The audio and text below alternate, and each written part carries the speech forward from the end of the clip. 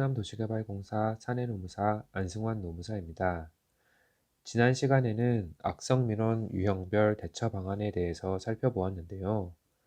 이번 시간에는 앞서 배운 대로 적절한 대처를 했음에도 불구하고 악성민원인이 지속적으로 무리한 요구를 하거나 위법한 유형력을 행사하는 경우에는 향후 법적 분쟁으로까지 이어질 수 있기 때문에 이에 대비하기 위해서 어떠한 조치를 취해야 하는지에 대해서 알아보는 시간을 갖도록 하겠습니다.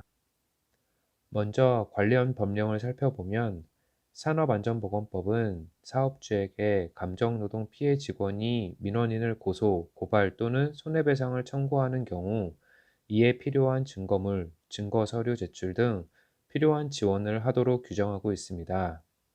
민형사소송에서 이기기 위해서는 증거 확보가 필수인데요. 법은 증거 있는 사람의 편이라는 말도 있듯이 향후 법적 분쟁으로 비화될 경우 증거 확보가 굉장히 중요하게 됩니다. 공사에서도 업무용 전화기에는 외부로부터 오는 전화는 통화 내역을 녹음하고 있고, 일선 현장의 경우 곳곳에 설치되어 있는 CCTV 등을 통해 영상을 촬영하는 등 혹시 모를 법적 분쟁에 대비하여 증거물을 확보하기 위해 노력하고 있습니다. 나아가 최근 일부 지자체에서는 불시에 일어나는 악성 민원인의 위협적인 폭언, 폭행에 대한 증거 확보를 위해 웨어러블 캠을 도입하고 있다고 합니다. 녹음, 녹화된 증거물이 유효하게 활용되기 위해서는 그 내용도 중요한데요.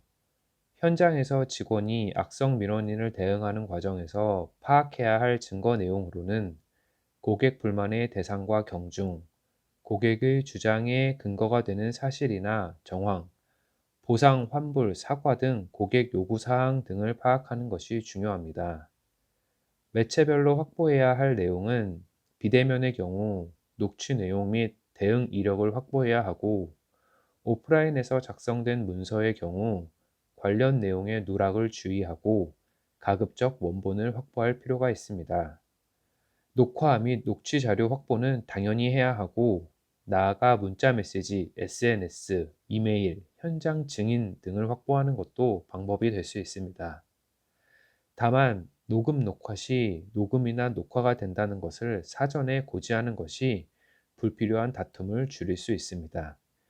만약 오프라인 현장에서 악성 민원인이 신체적, 물리적 유형력을 행사하려고 하거나 이미 행사했을 경우 경찰의 도움을 받을 필요도 있습니다.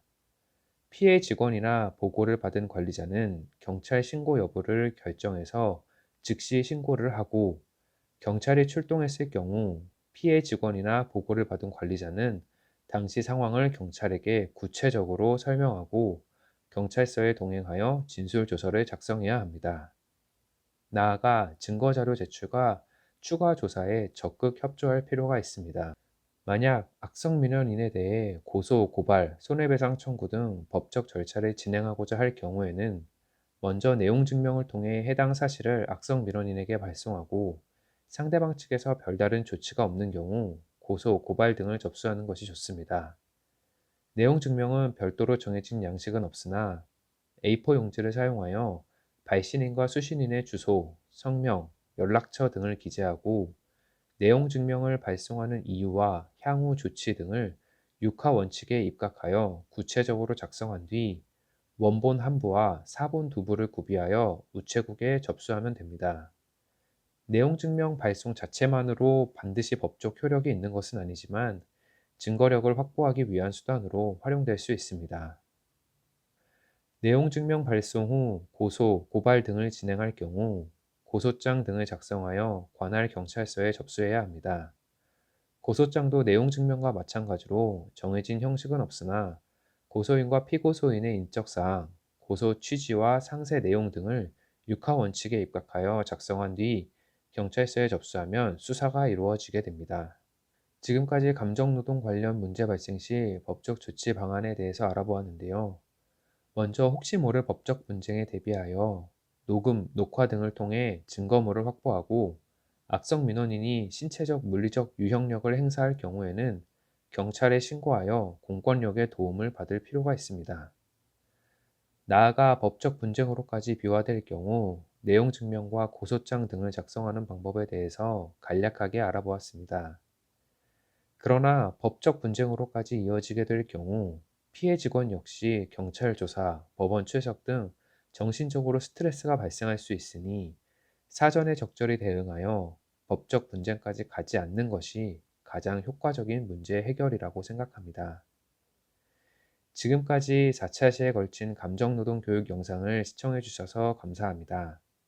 이 영상들이 여러분의 감정노동 관련 업무 처리에 조금이나마 도움이 되었기를 희망하면서 시민들과 공사를 위해 항상 고군분투하시는 여러분들의 앞날을 응원하겠습니다. 감사합니다.